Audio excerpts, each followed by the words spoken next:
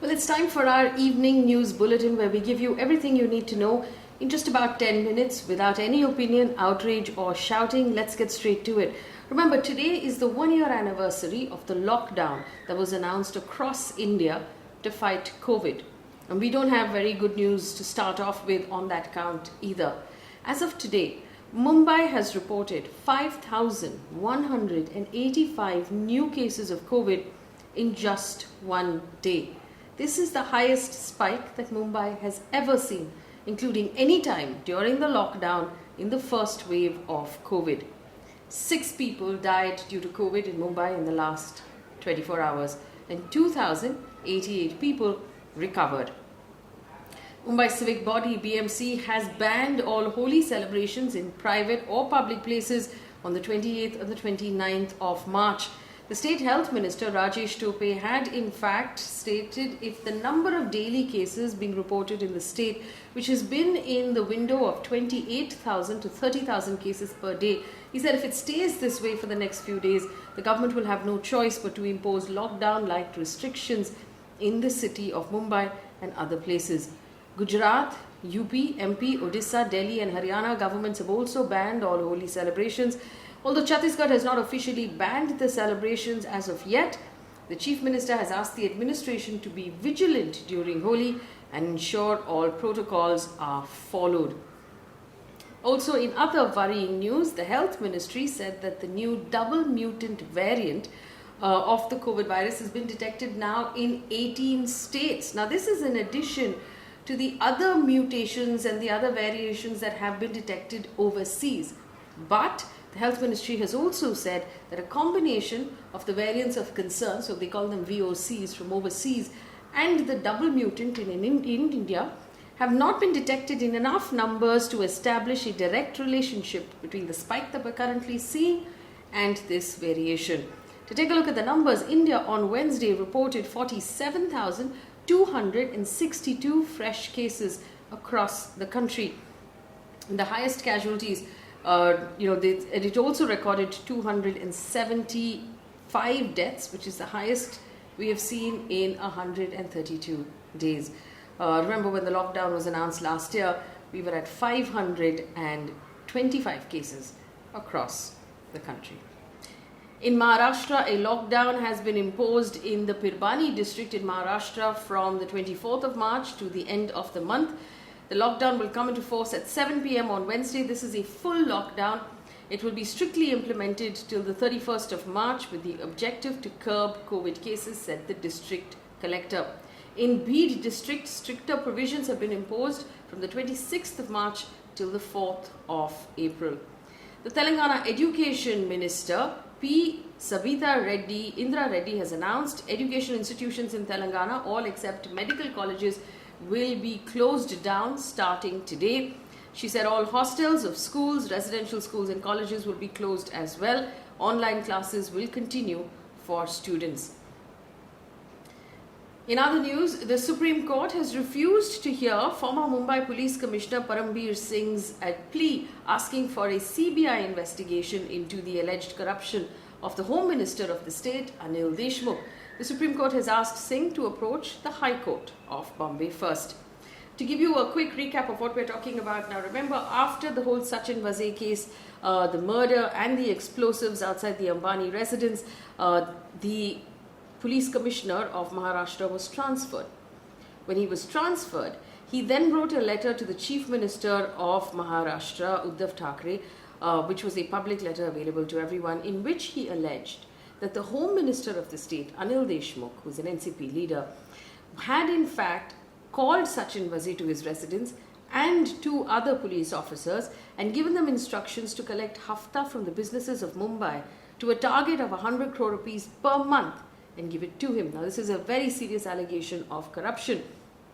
The NCP and the Shiv Sena have then since responded, saying these are baseless corruption allegations. We had Sharad Pawar also have a press conference where he basically said that Anil Deshmukh was in hospital and then in home quarantine in Nagpur at the time when these allegations suggest that he had these meetings, and so these allegations have inconsistencies in them, and even though there will be an investigation, Anil Deshmukh will continue as Home Minister of Maharashtra And because of that, we had the cop then approach the Supreme Court. The Supreme Court has now, as of today, sent him back into the High Court. Also, now that the Mumbai police has a new police commissioner in Hemant Nagrale, he has transferred 86 officers in the Mumbai police, including 65 from the crime branch and 2 from the criminal intelligence unit, who were previously headed by Vazir. This is a massive upheaval in the Mumbai police right now.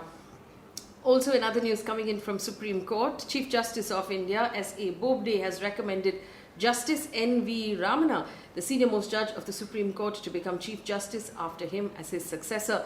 Chief Justice Bobde is set to retire right now on the 23rd of April. Last week, the government had reportedly asked him to recommend his successor. Justice Ramana will have a tenure of a year and 4 months as CJI. Just to give you a quick update on who he is, he was in fact part of the bench that ruled on the suspension of internet in Jammu and Kashmir and said that it should be reviewed immediately. I beg your pardon. He also was part of the panel of judges that held that the Chief Justice's office should be subject and within the ambit of the Right to Information Act. Turning our eyes onto what happened in Bihar, in unprecedented scenes played out in Bihar's assembly. Yesterday, opposition MLAs, including the women, were dragged out of the assembly house by policemen, manhandled in the Bihar assembly, carried out on stretchers in some cases, and sometimes just by their wrists and their feet, after the speaker was held hostage in his chambers. Now, the opposition demands a repeal of the Bihar Special Armed Police Act. To give you an update on this act, now this act basically was brought in by the Bihar government with the mandate to maintain public order, combat extremism, and ensure better protection to people. The bill proposes setting up a new arm of the police called the Special Armed Police for this purpose. 1 or more battalion, depending on what is required. This police arm will have the power to arrest people without a warrant. They can arrest anyone they see as a risk of causing disturbance or preventing a government officer from doing their job. Effectively, this means that a protest can be broken up by the Special Armed Police if the protest or any sort of demonstration is being viewed as capable of disrupting a government function. Tejasvi Yadav, Bihar's leader of the opposition, basically said that this is a draconian act. It will give absolute powers to the police. Speaking on the commotion that occurred, Bihar Chief Minister Nitish Kumar has said the opposition leaders should have just spoken in the House and addressed their concern. This is really bad behavior. Tejasvi Yadav responded saying, Nitish Kumar, if you are indeed a man, get us shot instead of getting us beaten up. End quote. Let's take a look at some news coming in from the world of business at this point. Luxury car maker Jaguar Land Rover has unveiled its electric SUV, the Jaguar I-Pace in India. There are 3 variants of the SUV, but the interesting part really is the pricing. They will be priced at 1 crore 6 lakh, 1 crore 8 lakh and 1 crore 12 lakh respectively. The Jaguar Land Rover is also tied up with Tata Power to provide office and home charging stations to their customers. Now, apart from the fact that charging stations remain a concern, the pricing of electric cars are also a concern in India, out of reach for most of the population. Taking a look at news coming in right now from the international news desk or the world right now. According to CNN, North Korea fired 2 short-range missiles just days after a visit in the region by the top US defense and diplomatic officials. North Korea's first weapon test, this was after President Biden has taken office. This also comes after US Secretary of State Antony Blinken and Defense Secretary Lloyd Austin visited Tokyo and Seoul just recently to discuss security issues in the region. Also, an update from the world of science. A new study that has been published in the Lancet Microbe Journal says antibodies of COVID wane at different rates for different people. Now, the key message here basically is that the longevity and the function of antibodies against COVID. So remember, if you get COVID, you have antibodies. After you recover, you have antibodies in your system for a while. But they're saying that it's important to monitor these antibodies at an individual level because they vary from people to people. This could also mean that the inoculation you receive from vaccinations could also then wane over a period of time. And it suggests, this report, that annual vaccination might be necessary against future outbreaks of COVID-19. However, researchers have said further research is needed to clarify the findings that the vaccine programs have to be rolled out across the world. Also, let's take a look at news coming in from the world of sports. Fast bowler Prasidh Krishna on Tuesday set the record for registering the best bowling figures by an Indian bowler in his debut ODI. Now, the 25-year-old bowled 8.1 overs, one maiden. He took 4 wickets for 54 runs. Previously, this record was held by former off-spinner Noel David.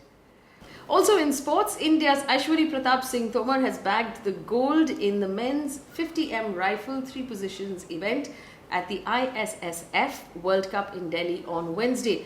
With this win, the 20-year-old becomes the youngest ever person in history to win a shooting World Cup gold in the 3 positions event. Aishwary defeated Hungary's Esteban Penny in the final. Also, in a piece of positive news, the US Senate voted 57-43 to reconfirm Dr. Vivek Murthy as the US President Joe Biden's Surgeon General, which basically means that he will be in charge of pulling the country through, obviously, one of its worst public health crises with the pandemic. Murthy also served as Surgeon General for Barack Obama's administration, but was removed by former President Donald Trump back in 2017. I will leave it there. That's a wrap on the news for tonight. Thank you for watching. Remember to share this video with as many people as you can and subscribe to our YouTube channel for more news and updates. Thanks for watching.